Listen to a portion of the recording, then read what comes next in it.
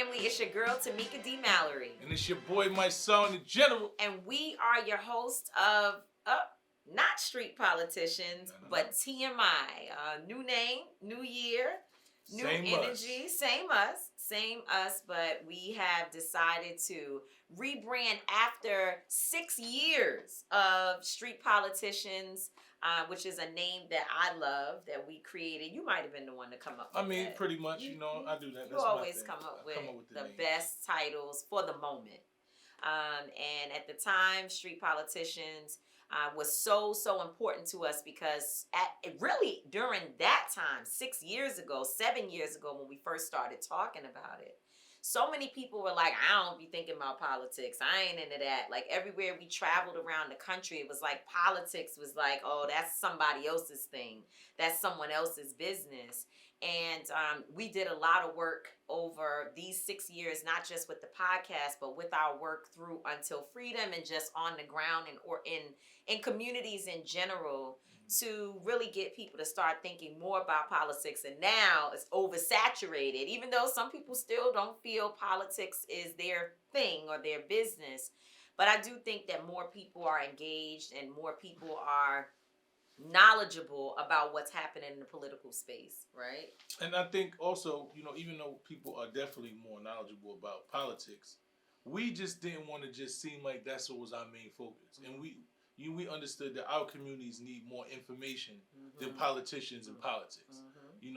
I feel like everything is politics, right? But a lot of people fail to inform, So we wanted to make our show about informing our community, about you being able to bring people, artists, everything that we actually respect that can give you a perspective that can help you grow and evolve to different places. So that's why we changed not just you, but me too. Well, help us all. We intend to, and I think our show, our podcast has always been about us learning as we try to teach, as we're all being informed together. And so TMI, that gives us a good segue to explain what the name is. What is the name? It's not what it sounds like. It's not TMI. It's not too much information. Although sometimes we're going to talk about TMI giving too much information. But it's actually just our names.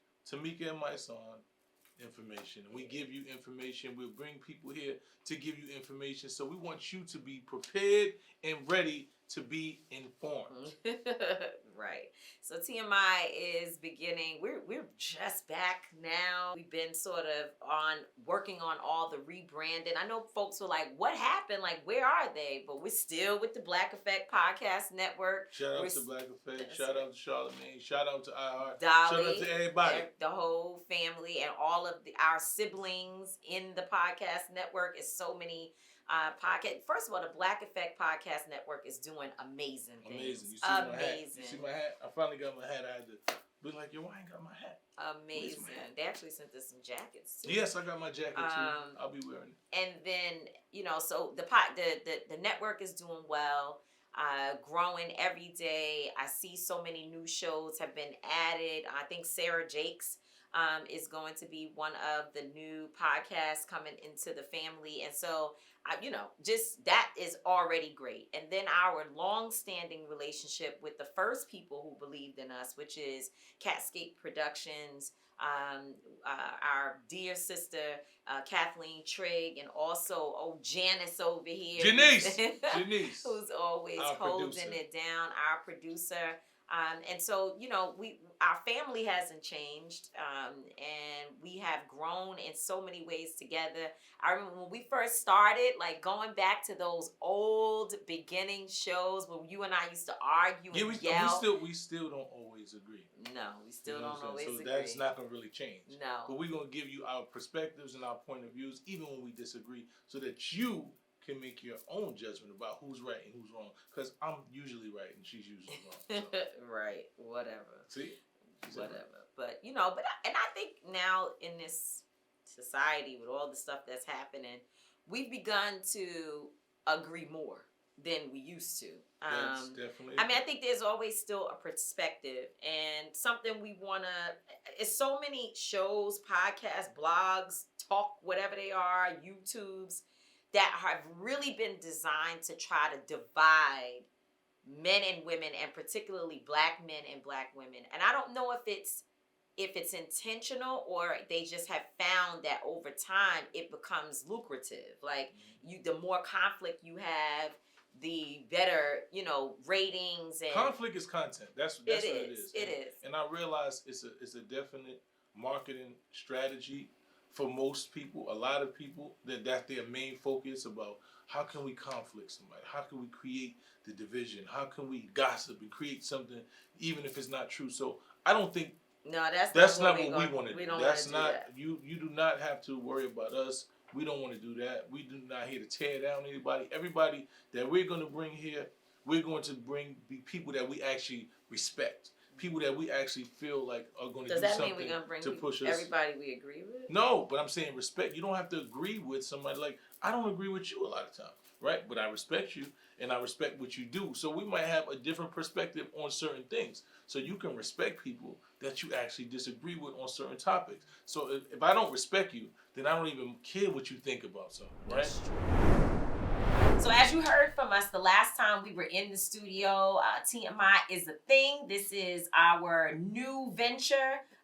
Been podcasting for 6 years, but we're doing it with some new energy. And the person responsible for keeping our voices at the forefront of the podcast industry is coming up right now. I'm really excited about this interview. Yes, I am too. My brother Charlamagne Tha God. So, I've had the opportunity to hear many, many, many introductions of our brother. Yes. Right? And over time, those intros have developed to so many different things. And now, my favorite introduction from us is "This is our friend." And it's so good to have our friend with us and to have our friend as one of our biggest supporters in terms of making sure that our voices are present and powerful and impactful in the world. But, some of the developments of his old days of being introduced are that this brother is a media mogul, a multimedia expert.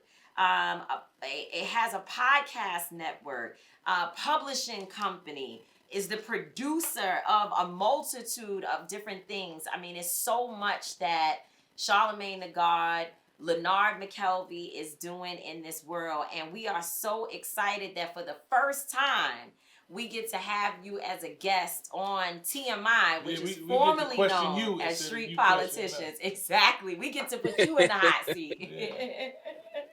So this is the first time? First time in 3 years that we've been on your network.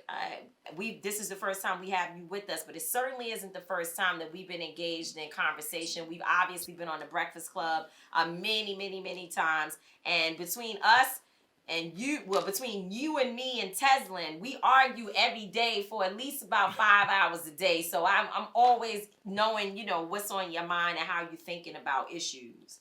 Me and you know how to tap out, though. Tez don't know how to tap out. Tez will keep going and going. Tez don't. Tez bring y'all argument to me. Exactly. After y'all, she piss y'all piss her off. She come to me and then she can bring it to me. So she know how to keep it going. I love Tez. She keeps it going. I mean, listen, if you ever need somebody to help you think, Teslin is the one. Whether you agree with her or not, she gonna help you be up on your game because you're not gonna just tell her bullshit and think you're gonna move on. Fact. So let me just start off by saying that I remember when I first told you we're going to change the name of our podcast from Street Politicians to TMI, which is Tamika and Mysonne's Information. When you heard it, you were like, it's dope. I love it. But they're going to say y'all being messy because we know what TMI really is another thing that's that statement is well known for, which is, of course, too much information. And we have had the opportunity working with Dolly and just working with the team to reimagine our initial vision. It's been 6 years that we've been doing our podcast, and we said, okay, we want to do something fresh, something new imagery, and you all have been so supportive of it. So first of all, thank you. But what we do want to really find out is with the Black Effect with the Black Effect Podcast Network, what was your initial vision? Like, why did you start this? What made you want to manage all of us people, crazy people? Because Malcolm X said that the person who controls the media controls the minds of the masses. And for the first time, and at least in my lifetime, we're in a place where so many people are controlling their own narratives.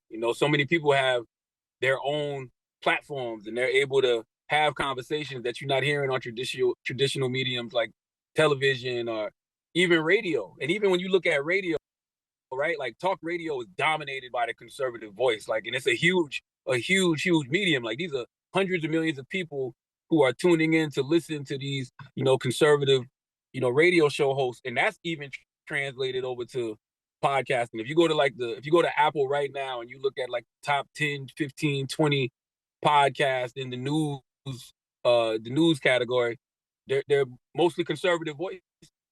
So for me, it's like, where are the independent voices? Where are the voices from the other side? Like, where are the people that's really speaking, for the community and what's going on in the street? Like, where are all of those different voices? And I felt like, the best way to amplify that was through the podcast space, because there was already a bunch of people doing it, like yourself.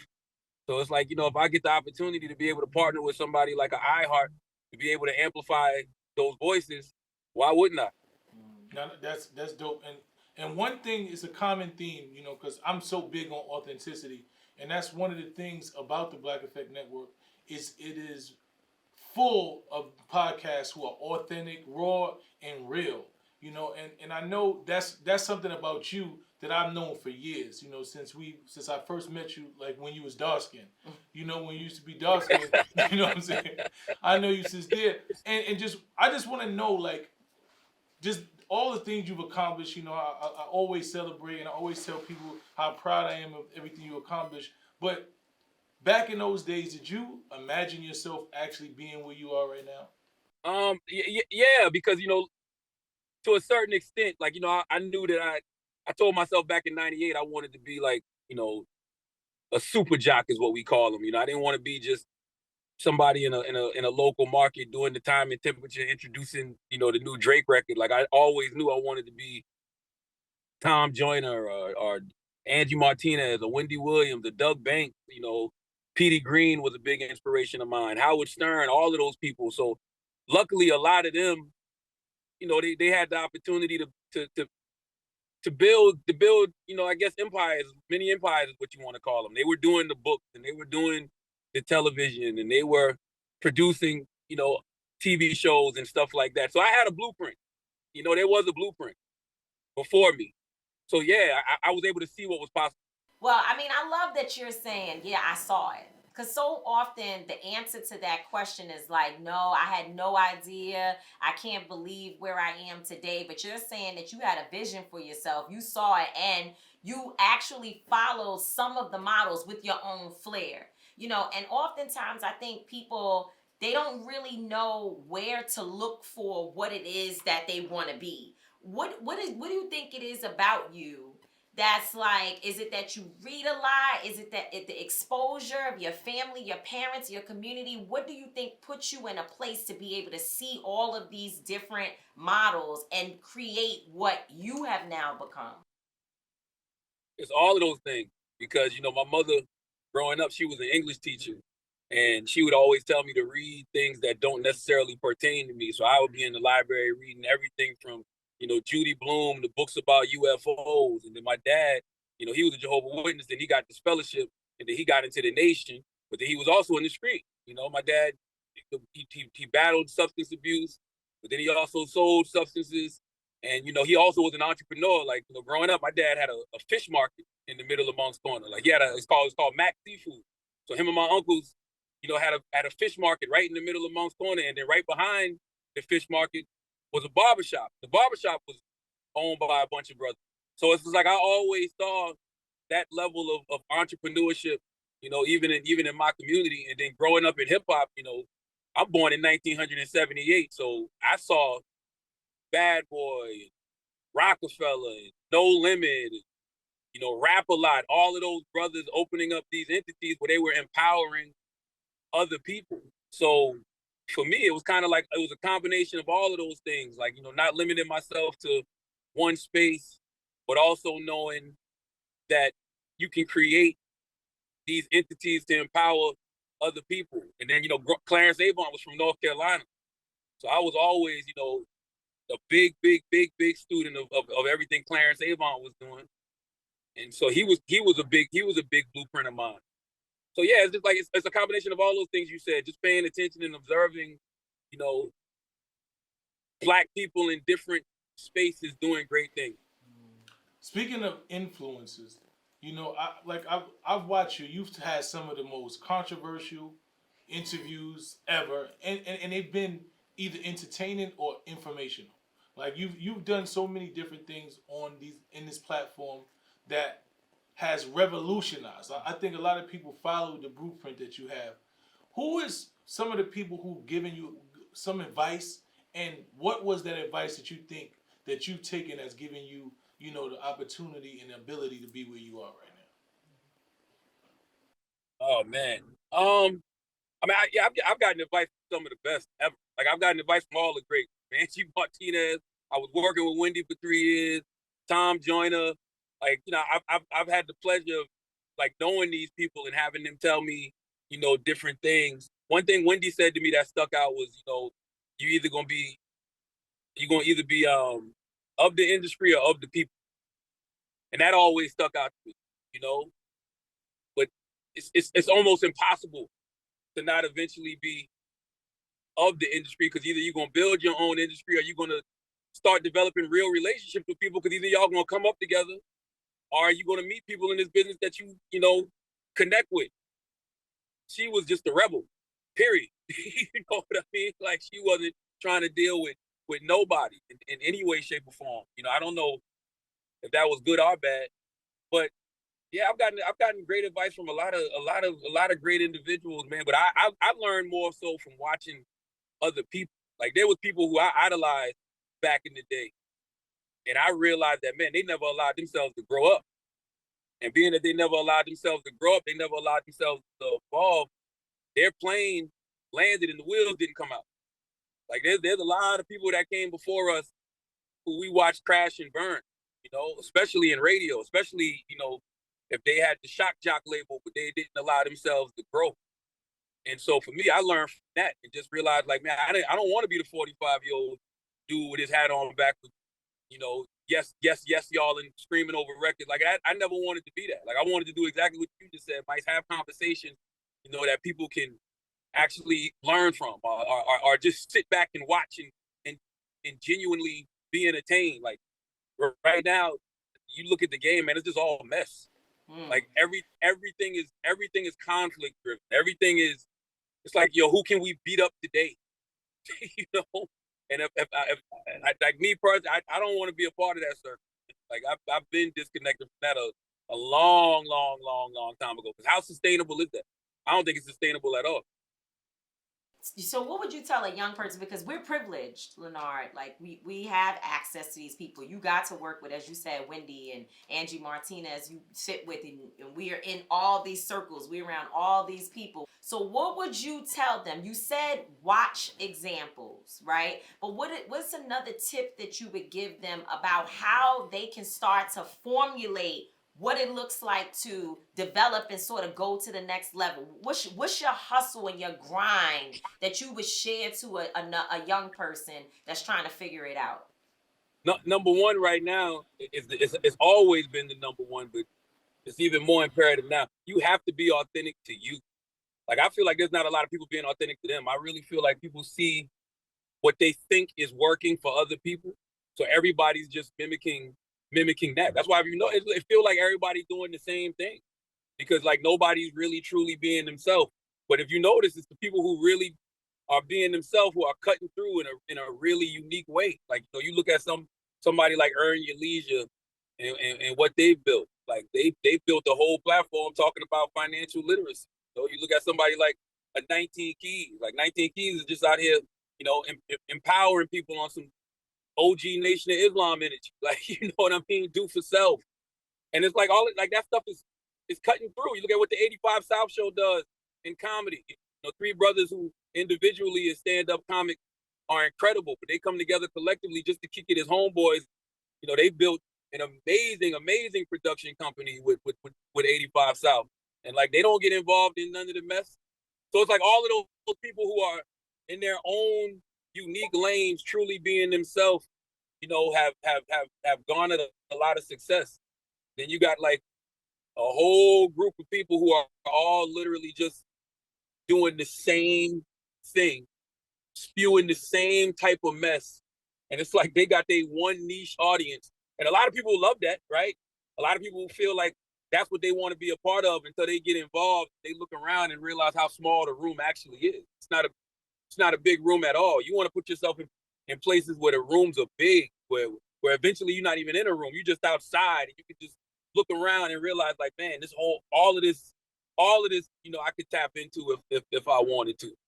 But those rooms that with all that mess, they got walls, big brick walls, and glass ceilings, and you looking up thinking you could go farther, but you really can't, and eventually you find yourself trapped. So with all the different podcasts that you have, we have so many different voices. We talk about sex, people talking about politics, people talking about community issues, street, everything you could think of.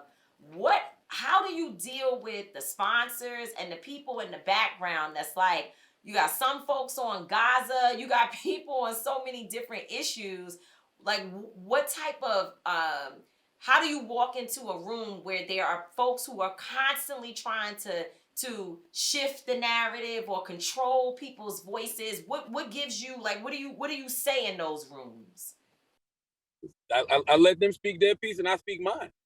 Like I don't know why everybody's so afraid just to have dialogue. Like if somebody says something that you don't agree with, then you give a counter to it. And whatever that counter is, y'all can either go back and forth, or if it's in public, people are going to side with whatever they want to side with. If you say something that they like, you know what, I see where Tamika's coming from. Or if Mike says something, you're like, oh, I see where Mike's is coming from. Like, I don't understand why people are so afraid to dialogue and why we just want to like eliminate and destroy people we don't agree with. Because everybody thinks they're right in some way, shape, or form. And they have reasons why they believe they're right. If I hear you out and you're explaining to me why you feel the way you feel, whether I agree or disagree, if that's truly how you feel, you have the right to that opinion. You have the right to feel that way. Just like I have the right to my opinion, like I have the right to feel the way I want to feel.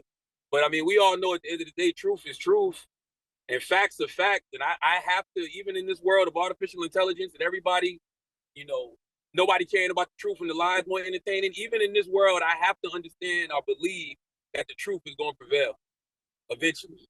And the only thing that show that ultimately tells the truth is time. But sometimes you just got to say what you need to say and step back and let time tell the tale. Yeah, I say that all the time. You know, I watch now since you know the birth of the internet. There's so many people with the same exact blueprint to success. Say something negative about somebody else a bunch of times until people pay attention to you and cause conflict. And I really think that's just a cheap way. But once again, I want to celebrate you and say we appreciate everything that you've done for us. I appreciate the way that you've just conducted yourself in this business since I've known you. It's always been authentic. You know, like even when there's been controversy, it's always been authentic controversy. It's always been you didn't agree with something somebody said and you challenged it and you stood on what you stood on. And I always respected that. I tell people all the time, I don't care if you like what Charlamagne think or not. He gonna stand on what he stand on because that's what he believes. And that's one of the main things about you that I appreciate. But I just want to say now he apologizes to people because he hurt their feelings. Yeah, because if you can, that's a man though. Because we make mistakes. That's also being authentic and standing on what you stand. If I say something and I can acknowledge, you know what, I made a mistake and I apologize. That's also attributes of a man. But that brings me to the last question I want to know. You know, you've been in this industry for years and you've had different dialogues, different controversy, whatever. Is there one thing that if you would do it over or change? Just one of the things that stand out to you, like you've been through a lot of different things. Sometimes some people go through the industry like, everything that I went through got me to where I'm at, so I really wouldn't change anything. Do you feel like that, or is one particular thing that you might say to yourself, you know what, this situation in this industry that I got into, I probably would change if I could do it over? I would have answered that differently a couple weeks ago, but I had an experience. A couple weeks ago that I haven't spoken about yet, but I will one day because I'm still processing it. But I went away on like a spiritual retreat, and let's just say that I was literally shown that every single thing that has ever happened in my life, period, was absolutely positively meant to happen. Wow, you sound like you had ayahuasca.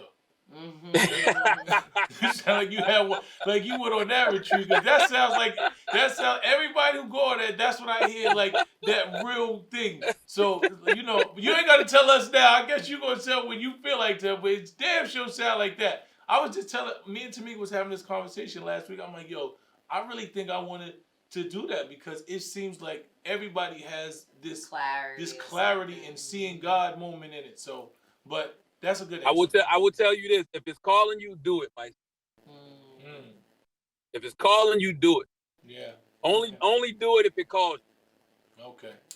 But yes, I was literally, it was like somebody wrote it down and literally showed me why every single thing happened the way it was supposed to happen. And it really does make you say, man, God really does love you in spite of. And that like sometimes you just need to know that, like, God loves you in spite of. So it's like, no, I wouldn't. I feel like if I took away anything, it'd be like a game of Tetris or Jenga. Like, you take one away, the whole thing might tumble down. So I gotta own it all. I gotta own it all. What you say? Right. Thank God for it all. Thank God for it all. Well, thank you so much. Thank you, brother, for coming and sharing with us and being a guest on our podcast, on your podcast network. That's dope. TMI. Yeah, TMI. I just want to ask you one more thing. If you could give me one word to describe you, just one word. One word. One word to describe me? Yeah, describe you. How do you describe yourself for one word? Alive. I love that. Alive. That's it, King. We appreciate you, man. But thank y'all too, man. Thank you, Tamika. Thank you, Mysonne, man, for everything that y'all do. I don't think y'all get enough credit ever, but that's just the way that it is. People not gonna celebrate y'all fully until it's all said and done. Because the thing that I love about y'all, the thing I love about y'all, and listen, I didn't grow up with activists, but you hear the things that are said about activists. The thing I love about y'all are always doing the work, whether the cameras are rolling or not. Yeah. People can never say Tamika and Mysonne and ambulance chases, because y'all be out here on the front lines of things that I don't even be knowing be going on. You know what I mean? Well, y'all listen, they're gonna say it. They can say anything they want, just like they say all the things about you, right? It's a lot of hate out here, but it's much more love. And I think, as you said, it's God's love and our love for one another that keeps us all going. If it wasn't for you giving us opportunities, publishing my first and now my second book, being there, always giving my son a platform. Anytime you call, I want to come up to Breakfast Club. You are always doing that. We have to love each other more than they hate us. I think that's the answer. So that's what it's all about. We love you, and you just keep doing what you're doing, brother. Thank you. Charlamagne Tha God, we thank you for it all, King. Bernard McKelvey. Yes, sir. Excellent interview, man. It was a good interview. I see him talking about politics, and I see him talking about celebrity news, and also issues, things that's happening in the community and all of that. But it's good to hear him talk about his aspirations and what he is building as a media mogul. Yes, and I asked him some questions I always wanted to ask, about how, because like I said, I knew him when he was dark skinned for a long time. I don't know what that means, but y'all say it all the time, so I guess it's funny. So anyway, I just know him a long time, and just watching his growth and constant growth and elevation mentally, in his business acumen and everything, just seeing it grow and just knowing that he actually said that he this is what he wanted. You know what I'm saying? So I always say that. I always tell people all the time, you have to speak it into existence. You have to believe in yourself more than anybody else doesn't believe you. And he's a testament to that. Yeah, that's right. What I say, we have to love us more than they hate us. Ooh. And that is yes. I mean, we That's have to a actually word. write that down and put it somewhere. We got to love us more than they hate us. Oh man, because they love to hate us. Oh man, they can't. And they love to hate Charlamagne. Ooh, they hate and sometimes, us. you know, he's Charlamagne, so every now and then he says things, and it's like, what, Leonard? But you know, but overall, it's how you feel. Like I said, overall, man, we know he's a good dude. Yes. He really truly is a good dude. We don't agree all the time. Me and him debate all the time. We're gonna have our debates a lot of times. All the time. But it's always in love and respect. So that's what I like. I appreciate it. Well. Speaking of new things and developing in our skills and really just kind of looking at how we engage more people. Folks have now heard at the beginning of the show about what TMI is, and we love feedback. Let's just make sure we tell everybody. Yeah, give us some feedback. Give us some feedback, please. TMI_show. That's at TMI_show on Instagram. It's going to be the number one show, just like Street Politics Lord one. Jesus. It's about to be the number one It show. was in our heads and our hearts. Shit. But it will definitely be that with the feedback and the encouragement and information from all of you who are out there. So we are asking you to please go to @TMI_show on Instagram and get in the DMs and let us know what you want to hear about, what some of the topics you want us to cover. Speaking of topics, let's talk about what folks can look forward to. Yes.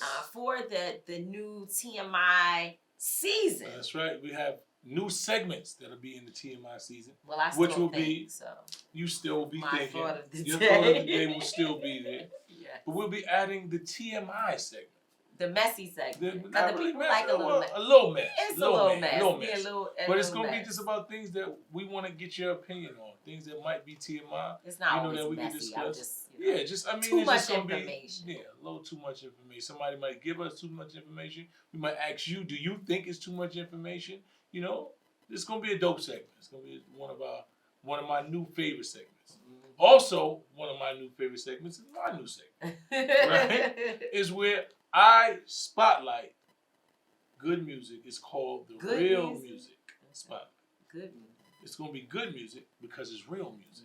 Because I believe, like I said all the time, I do not believe that music with substance gets enough highlight. Mm-hmm. You know, and it comes from whether we have mainstream artists or up and coming artists. They don't highlight the songs that actually have the substance. Like you hear the radio songs, and then you don't like the. I do this all the time. I'll hear a song on the radio from an artist and be like, I don't want to hear the album, and then actually start listening to the album and be like, yo, why they don't put these songs up? Right. Like why nobody's played these? I do that to artists all the time. So I'm going to make sure that I highlight some of the songs that I think are substance, that are dope songs from artists that are unknown, and up and coming, and I want music with a message because I think we moved away from that. You know, in this culture right now, everybody just wants the dopamine. They want to move around. They want to either drill too much or everything else over sexual. It's just so much. Sex too much. So I want substance. So that's what. But they could also be an artist that is well known. Yeah. Because like Cardi B, you know, one time I was watching her on live and she was like, people keep complaining about certain songs that I put out, and she was like, if you go to my album, and she named a few songs, she's like, these songs are everything y'all claim y'all want, but it ain't bumping like that. It's not bumping all over. People are not, you know, invested in these particular songs. And she's like, if you want artists to put out more music that is just better, I guess, more culturally competent and relative than relevant. Then you know you have to support those artists and make sure that those songs go to number one. Yeah, like that's what I say. And this is a good segue to this. You know, shout out to our brother Rep Jamal Bowman from the Bronx. He is unveiled the new Congressional Hip Hop Power and Justice Task Force. The goal of the newly formed group will use hip hop's messaging of building a more equitable society to help spearhead initiatives to address economic inequality, affordable housing, and racial justice imperatives. Yeah. So that's going to be something we look forward to. Shout out to Red Bowman. Man, did we have Congressman Bowman has been, well, he was on what was formerly known as Street Politicians. So we got to get him on TMI so he can give us a little it's a lot to talk to him about. It's a lot. He's up for re-election, so we definitely need to have him up here.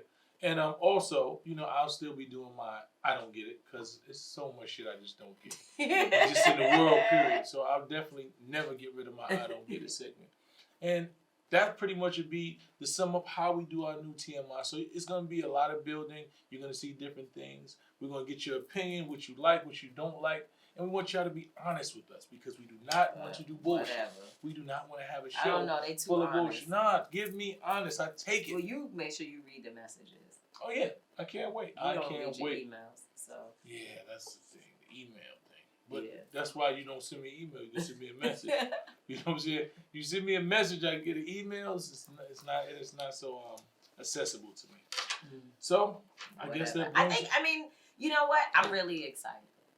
Look at the fantastic. I'm not excited. Fuck this shit. Of all of the team of everybody that worked together, and shout out to Latoya Bond and our sister Tisha, who they behind the scenes working it out and making it happen for all of us. It's crazy. A bunch of folks. Anastasia, Bridget's in the back. I forget what's her name again, baby. Noel. And of course the mothership is being managed by Janice. Janice is over here running the ship. Yeah. She's keeping me in line. Anyway, we love y'all. And we look forward to a great TMI season. It's going to be #1. I promise you it's going to be #1. We love y'all. Please continue to love us and pray for us. Please, because we need all the prayers. Listen, I'm not going to always be right. Tamika's not going to always be wrong, but she will always be bugged out. You always both be tripping. Always, and I mean always, be on that. Peace. Check out the video version of TMI every single Wednesday on iWoman.tv. That's how we own it.